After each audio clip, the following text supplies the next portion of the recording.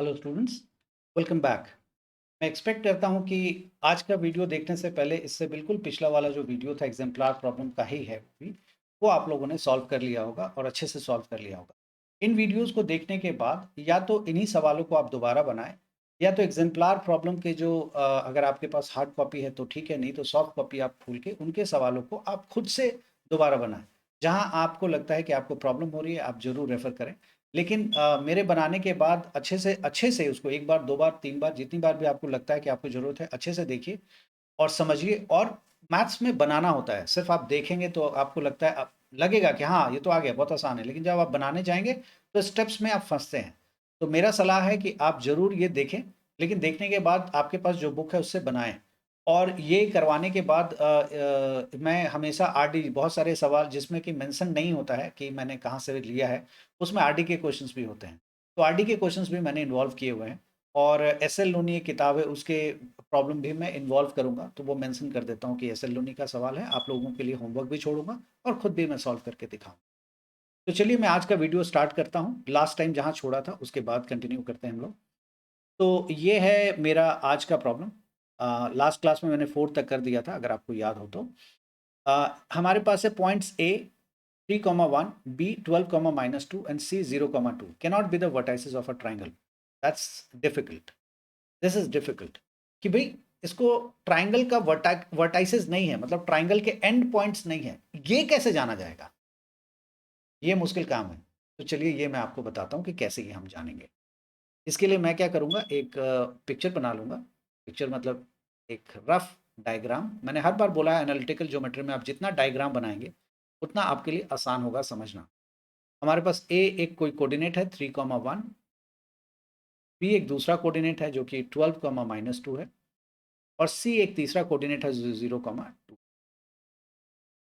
बोला गया कि आपको ये साबित करना है, सॉरी, साबित नहीं करना है कि ये तीन के तीनों जो है ट्राइंगल के वर्टाइसेस नहीं होंगे। क्या ये सही है या गलत है, ये जानना है। बहुत आसान है ये। हम क्या करेंगे, ए बी का डिस्टेंस निकाल लेंगे। ए बी का डिस्टेंस निकाल लेंगे। तो ए बी का डिस्टेंस आप सब जानते हैं कैसे निकालेंगे। 3 - 12 या 12 - 3 कर दीजिए, आप जो भी अच्छा लग रहा कर लें। 12 - 3 इज 9, 9 का होल स्क्वायर इज 81 प्लस -2 - 1। तो मुझे विश्वास है आप जानते हैं -2 फिर -1, तो -3 होगा, -3 का स्क्वायर 9 होता है। तो 81 + 9 इज 90 और √90 अगर आप सिंप्लीफाई करेंगे तो आई बिलीव 3√10 आ जाएगा। 3√10। ओके, अब हम लोग निकालते हैं B C. So let's calculate B C. B C हमारे पास आएगा, ये रखें, √12 - 0, दैट इज 12, 12 का whole square is 144 plus -2, and ये भी 2 है, तो -2 -2 -2 -2 इज -4, -4 का स्क्वायर इज 16। तो इसको सॉल्व कर लेते हैं हम लोग। दैट इज √144 प्लस, अच्छा बहुत बार बच्चे क्या करते हैं, ये मुझे याद आ गया तो मैं सोचा आपको बता दूं। वो सोचते हैं √144 है तो इसको हम लिख लेंगे 12, और √16 है तो इसको लिख लेंगे 4। 12 + 4 इज 16। मैं जानता हूँ कि अभी बहुत बच्चे अपने आप के ऊपर, हाँ यार ये तो मैं करता हूँ। आप ऐसा नहीं करेंगे, आप इसको ऐसा समझ के चलिए कि एकदम पाप है, आप ऐसा करेंगे तो भगवान आपको एकदम नर्क में जगह देंगे। सॉरी, मेरा कहने का इंटेंशन बहुत सिंपल था, मजाक में था, लाइट नोट पे था। एनीवे, 12 + 4 आप नहीं कर सकते, याद रखिएगा। कभी भी प्लस माइनस में हो ना, तो आप रूट अलग अलग नहीं कर सकते, स्क्वायर होल स्क्वायर हो तो अलग अलग नहीं कर सकते। ये काम आप कर सकते थे अगर ये मल्टीप्लाई में होता ना, 144 × 16, तो आप कर सकते थे, 144 का 12 और 16 का 4। लेकिन ऐसे आप नहीं कर सकते हैं, अगर प्लस माइनस में है तो ये आप कतई मत कीजिएगा, आगे से याद रखिएगा, ये बहुत बड़ा पाप है। तो 144 + 16 करते हैं, 6 + 4 इज 10, 4 1 5 एंड 6, दिस इज 100। 160 का स्क्वायर रूट निकाल लेते हैं हम लोग प्राइम फैक्टराइजेशन करके। सो आई बिलीव ये आप कर सकते हैं। 160, 280, 240, 220, मैं हट जाता हूँ, फिर 210 एंड 25। तो ग्रुप बना लेते हैं, 2 का 1, 2 का 1 और एक अकेला रह गया, तो ये हो गया 4। ये 2 का 1 बनेगा 2 और इन दोनों का भी 1 बनेगा 2, तो 2 × 2 4, 4√10 आ गया। ओके, अब हमने क्या निकाल लिया, बी सी, हमने क्या निकाल लिया, ए बी। अब हम क्या निकालेंगे, ए सी। तो अब हम निकालते हैं ए सी। तो ए सी निकालता हूँ मैं। ए सी के लिए आपके पास है वैल्यूज, 3 - 0 का whole square which is 9। Clearly 3 - 0 का होल स्क्वायर इज 9 प्लस 1 - 2 का होल स्क्वायर। 1 - 2 कितना होता है, -1। -1 का होल स्क्वायर इज 1। तो √10 हो गया। अब देखिए एकदम फंडामेंटल कॉन्सेप्ट जो आप लोगों ने बहुत बचपन में पढ़ा होगा, उसी कॉन्सेप्ट को इन्होंने यूज किया है। और एंट्रेंस में ऐसे सवालों की भरमार होती है जहां पे आप हाँ तो जानते हैं बट ना कैसे साबित करना ये नहीं जानते आप। तो यहाँ ना साबित करनी है कि ये ट्राइंगल के साइड्स नहीं है।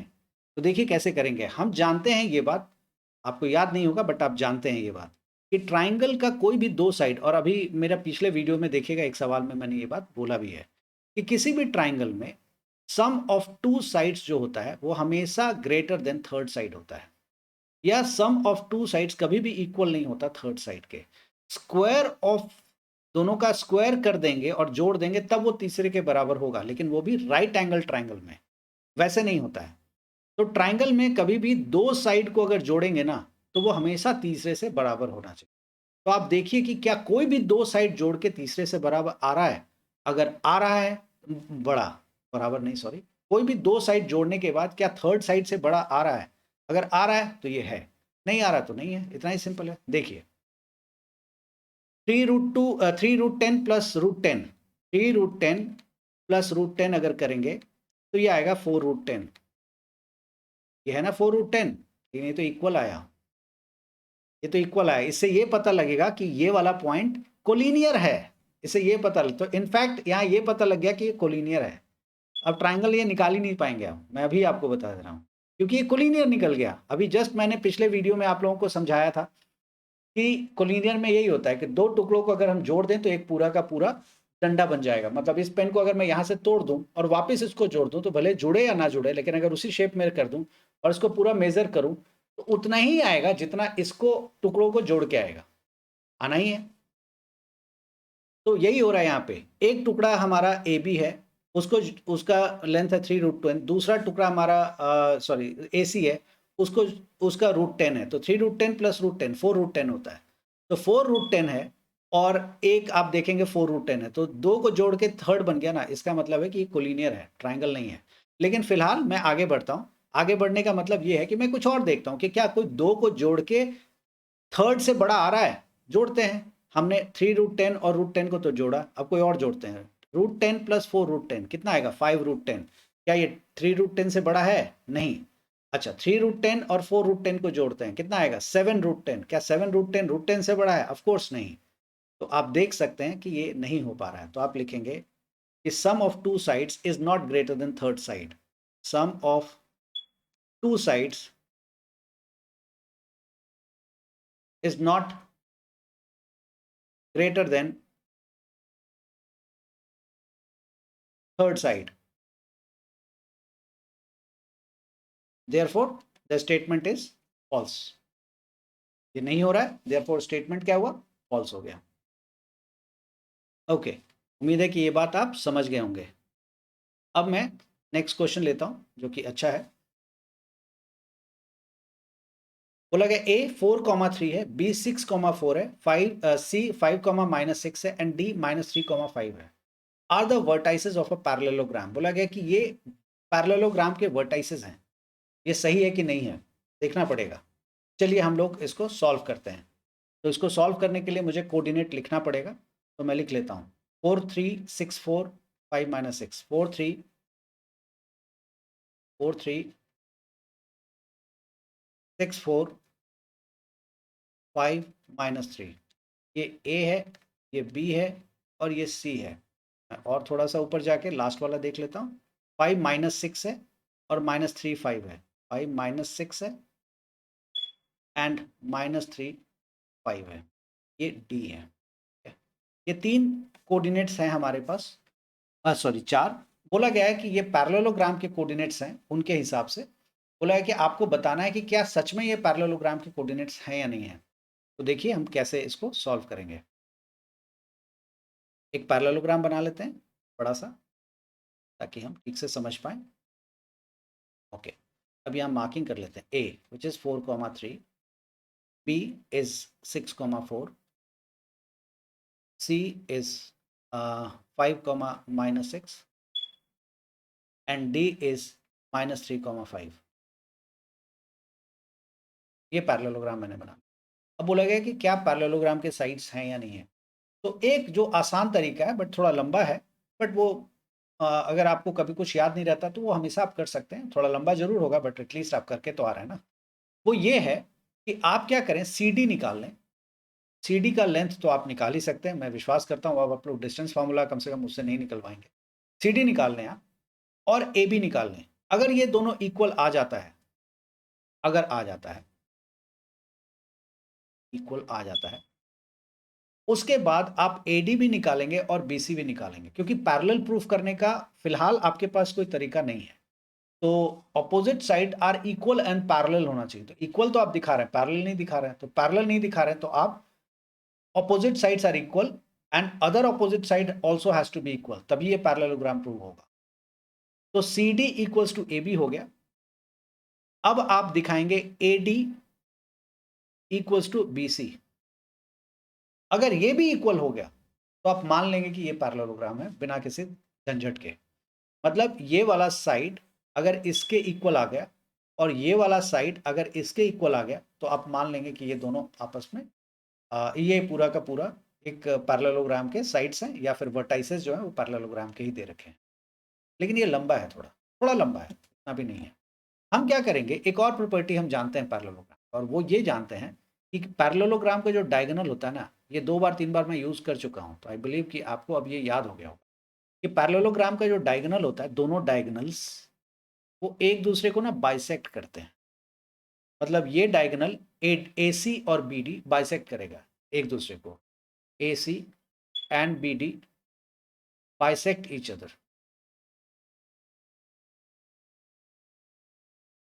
अदर, ये हम जानते हैं। बाइसेक्ट करने का मतलब हो गया कि अगर ये 6 यूनिट है तो ये भी 6 यूनिट होगा, ये 3 यूनिट है तो ये भी 3 यूनिट होगा। ये मतलब है 6 और 3 थोड़ा सा कंफ्यूजिंग लगेगा आपको। 5 है, ये भी 5 लगेगा। मतलब जितना ये वाला होगा उतना ही ये भी होगा। ये और ये बराबर होगा, और ये वाला और ये वाला बराबर होगा। ये बाइसेक्ट का मतलब होता है। तो उससे एक बात सामने आ जाती है कि ये वाला जो पॉइंट होगा, ये वाला, ये मिड पॉइंट है इसका भी और इसका भी। तो ये जो पॉइंट है ये AC का भी मिड पॉइंट होगा, और यही वाला कोऑर्डिनेट या पॉइंट BD का भी मिड पॉइंट होगा। तो हम ये कोऑर्डिनेट निकाल लेते हैं दोनों का मिड पॉइंट निकाल लेते हैं। अगर दोनों का मिड पॉइंट सेम है तो बात ही खत्म हो गई। मैं रिपीट कर रहा हूं कि ये जो मैंने मार्क किया हुआ ऑरेंज कलर से, ये this is mid point of AC, मतलब दोनों का बिल्कुल बीच वाला पॉइंट होगा, और यही बीच वाला पॉइंट दूसरे वाले डायगोनल का भी होगा। तो मतलब इसकी जो कोऑर्डिनेट निकलेगी वो दोनों के लिए होनी चाहिए, क्योंकि ये कोऑर्डिनेट मिड पॉइंट को रिप्रेजेंट करता है और ये मिड पॉइंट दोनों डायगोनल का है। तो जो कोऑर्डिनेट निकलेगा वो दोनों डायगोनल के लिए सेम ही होगा। देखते हैं कोऑर्डिनेट निकाल के। तो इसका कोऑर्डिनेट 5, -6 है, ये 5, -6। तो हम मिड पॉइंट जानते हैं निकालना। कैसे निकालेंगे AC का मिड पॉइंट? मान लेते हैं इसका नाम O है, तो O कैसे निकालेंगे? O, अच्छा, लिखने का तरीका बहुत बार O के बाद ब्रैकेट रहता है, जो कि यूजुअली आपको बुक में मिलेगा, लेकिन कोई जरूरी नहीं। आप इक्वल लिखना चाहते हैं आप इक्वल लिख लीजिए। कैसे निकालेंगे AC का मिड पॉइंट? देखिए -6, ये रहा -6, सॉरी x2 + x1 होगा ना, पहले मैंने y2 लिख लिया। x1 + x2/2, x1 हमारे पास 5 है, तो 5 + 4 divided by 2, and y1 + y2/2, y1 कितना हमारे पास -6 +3 डिवाइडेड बाई, ये हमारा कोऑर्डिनेट है। AC का मिड पॉइंट है, ठीक है, मैं लिख देता हूं यहाँ पे AC का मिड पॉइंट, मिड ओ। इसको फर्दर सॉल्व करेंगे हम, तो और आगे सॉल्व करेंगे तो ऐसा मिलेगा O equals 5 + 4 9/2 and -6 + 3 -3/2, this is -3। Good. तो ये वाला जो कोऑर्डिनेट मेरा मिला है, ये BD का भी यही कोऑर्डिनेट होना चाहिए, क्योंकि BD का भी मिड पॉइंट सेम है। तो अब हम BD का निकालते हैं। Mid point point of B D. Mid point को मिड पीटी मैंने लिख दिया है, mid point of B D short में। तो कैसे निकलेगा देखते हैं। x1 plus X two by two, X one कितना है -3 plus six, -3 plus six by two, comma y1 plus Y two 5 plus 4 is 5, चलिए पूरा लिख लेता हूँ, 5 प्लस 4 बाई 13। इसको सॉल्व करेंगे, -3 प्लस 6 कितना होता है 3, 3 बाई टू ये आ गया, और ये कितना है 9 बाई टू, खत्म। यहीं पे बात खत्म हो गई। क्या आपको लग रहा है दोनों इक्वल है? ऑफ कोर्स नहीं है। इक्वल कब होता? जब दोनों का x सेम होता, जो कि यही नहीं है, और दोनों का y सेम होता, जो कि नहीं है। बात ही खत्म हो जाती है। तो आप कहेंगे कि ये जो स्टेटमेंट दे रखा है ये सही नहीं है। उम्मीद है कि ये आप समझ गए होंगे। चलिए आगे की तरफ चलते हैं अब हम लोग। A circle has its centre at the origin. एक सर्कल है जिसका सेंटर जो है ओरिजिन पे है। ओरिजिन कहने का मतलब क्या है? ग्राफ का जो एक्स एक्सिस और वाई एक्सिस का जहाँ इंटरसेक्शन होता है ना, उसी को हम ओरिजिन कहते हैं। एक सर्कल है जिसका सेंटर जो है ओरिजिन पे है। ऐसा एक सवाल मैं पहले भी बना चुका हूँ। Okay. And a point 5,0 lies on it. और एक पॉइंट है 5,0 जो इसके ऊपर लाई करता है। तो 5,0 लिखा हुआ है, तो मतलब x की वैल्यू 5 है, y की वैल्यू 0 है, तो y की वैल्यू 0 कहाँ होगी? यहीं होगी ना, यहाँ पे होगी या यहाँ होगी। लेकिन यहाँ पे 5,0 तो नहीं हो सकता, यहाँ पे -5,0 होगा। तो दिस इज 5,0। इससे एक बात और पता लग जाता है कि इस सर्कल का रेडियस कितना है, 5 यूनिट का है ना। 5,0 है तो ये पक्का ओरिजिन से 5 है। ओरिजिन तो सेंटर से किसी भी सर्कल का जो सरकमफेरेंस तक का जो डिस्टेंस लेंथ होता है उसी को तो रेडियस कहते हैं। तो ये सेंटर है, और सेंटर से सर्कल सर्कल का सरकमफेरेंस तक का जो लेंथ होगा, जो मेजरमेंट होगा, उसी को हम रेडियस बोलेंगे। और यही है यहाँ पे 5। अगर आपसे यही पूछ दे इसी में कि डायमीटर इसका कितना होगा, तो 10 होगा। बहुत बच्चे ऐसा कर लेते हैं, अच्छा ये 5 है, ये -5 है, तो 5 - 5 0। अरे कॉमन सेंस भी तो अप्लाई करेंगे आप। इस सर्कल का डायमीटर, अब जब सर्कल दिख रहा है तो उसका डायमीटर 0 कैसे हो सकता है? या रेडियस जब है तो उसका डायमीटर 0 कैसे हो सकता है? तो कुछ यहाँ पे भी आप यूज करिए। तो 5 अगर एक तरफ है 5 और दूसरी तरफ -5, तो मैं बार बार लगातार ये बात बताता रहता हूं कि दरअसल माइनस सिर्फ और सिर्फ डायरेक्शन को दिखाता है, मेजरमेंट को नहीं दिखाता। -5,0 है, इसका मतलब उसका डायरेक्शन जो है लेफ्ट साइड में है ओरिजिन से, और कुछ नहीं है। बट अगर आप मेजरमेंट देखेंगे तो वो भी 5 है, 5 ही किलोमीटर, 5 मीटर, 5 सेंटीमीटर, जो कहना चाहिए आप कहिए। तो अगर आप पूरा लेंथ यहां से लेकर के यहां तक देखना चाहेंगे तो ये 5 इधर और 5 इधर, तो टोटल 10 है। तो अगर आपका डायमीटर पूछ दे तो आप बताएंगे 10 यूनिट का है। एनीवे सवाल कुछ और है। The point Q 6,8 lies outside the circle. ये सच है या नहीं है? तो बोला गया एक कोई पॉइंट है क्यू, मैं नहीं जानता वो कहाँ है, अंदर है या बाहर है या ऑन द सर्कल है, मैं नहीं जानता। तो एक कोई पॉइंट है 6,8, और बोला गया कि क्या ये सर्कल के बाहर लाई करता है। बड़ा इंटरेस्टिंग है। तो मैंने आपको इस सवाल का जवाब एक और वीडियो में एक और सवाल में दिया था और अच्छे से समझाया है। तो अगर ये पॉइंट सोच के देखिए, अगर मान लेते हैं, चलिए दोबारा एक्सप्लेन करता हूं, ध्यान से सुनिए। अगर ये पॉइंट सर्कल के बाहर होगा कहीं पे भी, और ओरिजिन से जब इसकी अगर हम दूरी निकालेंगे, मतलब सेंटर से जब दूरी निकालेंगे, तो ये रेडियस अगर 5 है, तो श्योर शॉट नहीं है कि इसका डिस्टेंस जो है, इसका लेंथ जो है 5 से ज़्यादा आएगा, ये तो गारंटी है ना। तो अगर उस पॉइंट का ओरिजिन से हम डिस्टेंस निकाल दें और वो 5 से ज़्यादा आ गया, तो श्योर है कि, क्योंकि रेडियस 5 है, तो 5 से ज़्यादा आने का मतलब ये पॉइंट सर्कल के बाहर है ना। तो हम क्या करेंगे, ओरिजिन से इसका दूरी निकाल देंगे। तो निकाल देते हैं, 8 - 0 निकाल देते हैं। 8 - 0 इज 8 का स्क्वायर, प्लस 6 - 0 इज 6 का स्क्वायर। तो आप देखेंगे ये 10 आ गया। 8 का स्क्वायर 64, 6 का square 36, 64 plus 36 100, square root of 100 is 10, 10 unit आ गया। यहीं पे क्लियर है ये कि 6,8 अगर यहाँ है, और रेडियस हमारे पास कितना है 5 है, और इस ये कितना लेंथ निकल रहा है 10। तो इसका मतलब है कि 10 मीटर लंबा या 10 सेंटीमीटर लंबा हम स्केल से एक लाइन बनाएंगे, और फिर जहाँ वो रुकेगा, वो जो जहाँ रुकेगा वहीं उसी के आसपास कहीं 6,8 होगा, या ऐसा बोलना चाहिए। हालांकि ये स्टेटमेंट मेरा गलत था, मतलब बोला मैंने सही है, लेकिन कोऑर्डिनेट के टर्म्स में ये सही बात नहीं है। 6,8 हम पहले पॉइंट ढूंढेंगे। ये रहा 6,8, ये 5 है, मान लेते हैं यहाँ पे 6 होगा और 8 कहीं ऊपर होगा, और 6,8 से हम ओरिजिन तक एक लाइन ड्रॉ करेंगे, और उसका फिर हम लेंथ निकालेंगे। अब वो लेंथ का मेजरमेंट अगर 10 है तो ये साफ दिखाता है कि ये पॉइंट जो है ये ओरिजिन से बहुत दूर है, या फिर कह लीजिए सेंटर से काफ़ी दूर है, क्योंकि सेंटर से 5 यूनिट पे तो ये है ना, और ये 10 है मतलब रेडियस से ज़्यादा है, तो वो पॉइंट बाहर लाई कर। अगर रेडियस से कम आ जाता तब क्या मतलब होता है इसका? तो रेडियस से देखिए, फिर से मैं एक सवाल में बहुत सारी चीज़ें आपको बता रहा हूँ। अगर रेडियस से कम आता तब क्या होता? तो इसका मतलब ये जो पॉइंट है ये सर्कल के कहीं न कहीं अंदर ही होता है, इंटीरियर टू द सर्कल होता। और अगर ये रेडियस के बराबर आ जाता तब क्या होता? इसका मतलब ये जो पॉइंट है ना इंटीरियर में है ना एक्सटीरियर में है, ये ऑन द सर्कल है, या फिर आप कहेंगे सर्कमफेरेंस ऑफ द सर्कल के ऊपर है। ये इसका आंसर है। Okay, next point, next question की तरफ चलते हैं। नेक्स्ट क्वेश्चन है, the point A2,7 lies on the perpendicular bisector of line segment joining the point this and this। इस तरह के सवाल मैं पहले भी बनवा चुका हूं, आप बड़े आराम से देख सकते हैं, कर सकते हैं इनफैक्ट। आगे देखते हैं हम लोग, अब आगे के सवाल देते हैं। ओके, एक और ये रह गया। देखिए बोला गया point A -6,10, B -4,6, C is 3,-8 are collinear such that A B equals to 2/9 times of A C. Interesting.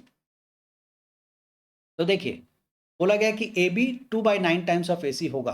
कुछ नहीं करना, आप ए बी निकाल लीजिए, जो मेजरमेंट यहाँ बोला है ए बी वो निकाल लीजिए, ए सी निकाल लीजिए, ये दोनों निकाल लीजिए।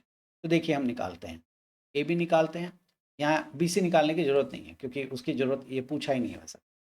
तो ए बी निकाल लेते हैं, तो ए बी इन दोनों से निकालेंगे। कैसे निकालेंगे? स्क्वायर रूट निकाल लेते हैं हम लोग।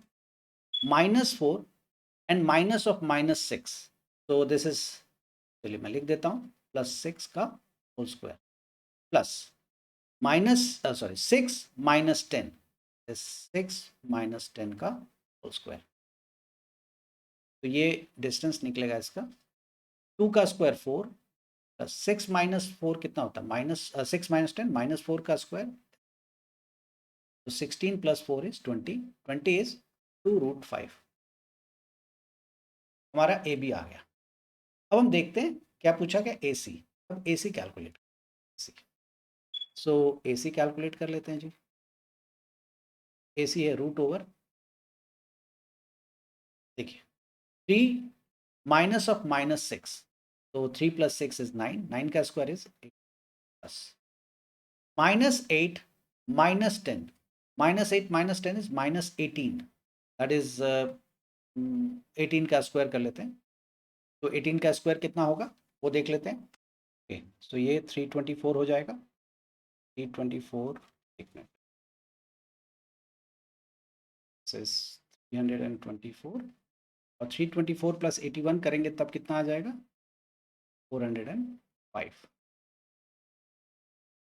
और 405 का अगर आप स्क्वायर रूट करेंगे तो 20 का स्क्वायर रूट, 20 का स्क्वायर 400 होता है, तो ये 20 पॉइंट समथिंग आ जाएगा, 20 पॉइंट लेट इट बी 1। ठीक है, तो हम ऐसे ही छोड़ देते हैं इसको, 400√5, या इसको हम और प्राइम फैक्टराइजेशन कर लेते हैं, मेरे ख्याल से वो ज़्यादा इजी रहेगा। 405, 5 8 जो 40, 1 3 27 3 1, 1 2, ये 1 और 2 है ना, दो ग्रुप बन रहा है 3 का, तो एक निकलेगा तो 3, और एक और निकलेगा तो 3, और √5, तो 9√5 रह गया। तो हम लोग इसको लिखेंगे 9√5, 9, ये लिख लिया मैंने। तो मैंने ए बी निकाल लिया, ए सी निकाल लिया। अब यहाँ क्या पूछा गया कि A B equals to 2/9 times of A C. अब ये करने में अगर आपको दिक्कत है, बहुत आसानी से कर सकते हैं, एक और काम कर सकते हैं। देखिए ए बी, ये ए सी यहाँ मल्टीप्लाई इधर डिवाइड कर लीजिए by A C equals to 2/9, बस ये चेक कर लीजिए आप। ए बी मेरे पास कितना है? 2/√5, 2√5 है, तो ये लिख लेता हूँ मैं। ए बी अपॉन ए सी मैं चेक कर लेता हूँ, जस्ट 2√5 डिवाइडेड बाई 9√5। देखिए आ रहा है ना 2/9, यहाँ पे बोला है ना 2/9 आना चाहिए। ए बी मल्टीप्लाई ए सी इधर कर लेंगे तो डिवाइड हो जाएगा, A B by A C equals to 2/9 ये आना चाहिए, या फिर A B equals to 2/9 times of A C आ जाएगा। तो ए बी हमारे पास देखिए 2√5 है, equals to 2/9 times of A C क्या है 9√5, 9 से 9 कैंसिल आ गया, 2/√5, 2√5 is equals to 2/5, that's the same, मतलब ये सही है। तो ये ट्रू है ये। ओके, नेक्स्ट पॉइंट की तरफ चलते हैं। The point P minus 2,4 lies on a circle of radius 6 and center 3,5. फिर से सर्कल वाला क्वेश्चन है लेकिन थोड़ा डिफरेंट है। एक सर्कल है जिसका सेंटर बोला गया है कि 3,5 है, सेंटर इज 3,5 और उसका रेडियस बोला गया है 6। तो बोला गया है कि जो एक देयर इज अ पॉइंट है -2,4, क्या वो सर्कल के ऊपर लाई करता है? तो मान लेते हैं कि सर्कल के ऊपर कहीं होगा वो, मान लेते हैं इस ले ले -2, अगर ये होगा सर्कल के ऊपर तो जाहिर सी बात है यहां से सर्कल के ऊपर होने का मतलब उसके सरकमफेरेंस के ऊपर होना, ये मतलब होता है। सर्कल में दो ही कंपोनेंट होता है, सेंटर और रेडियस को यूज करके और सेंटर को यूज करके जो आउटलाइन बनता है उसको सरकमफेरेंस कहते हैं। तो सर्कल के ऊपर होने का मतलब उसके सरकमफेरेंस के ऊपर होना। तो अगर ये -2,4 अगर सरकमफेरेंस के ऊपर है तो यहां से इसकी दूरी, डिस्टेंस, रेडियस को दिखाएगा ना। तो रेडियस कितना है 6, तो हम देख लेते हैं, इन दोनों का डिस्टेंस निकाल लेते हैं। तो डिस्टेंस निकालेंगे तो x2 that is 3 minus of -2 which is +2 का whole square plus y minus y2 minus y1 that is 5 minus 4 कितना होता है 1, 1 का स्क्वायर। तो 3 + 2 कितना होता है 5, 5 का स्क्वायर 25 प्लस 1 का square 1 root over which is equal to √26। अब √26 6 तो नहीं होता, √36 6 जरूर होता है। एक बार दोबारा चेक कर लेता हूँ कैसा ना हो सच में √36 ही आ रहा हो। सो 5 minus of -2 sorry 3 minus of -2 that is 3 + 2 is 5, 5 का square 25 and that is correct, आपको दिख।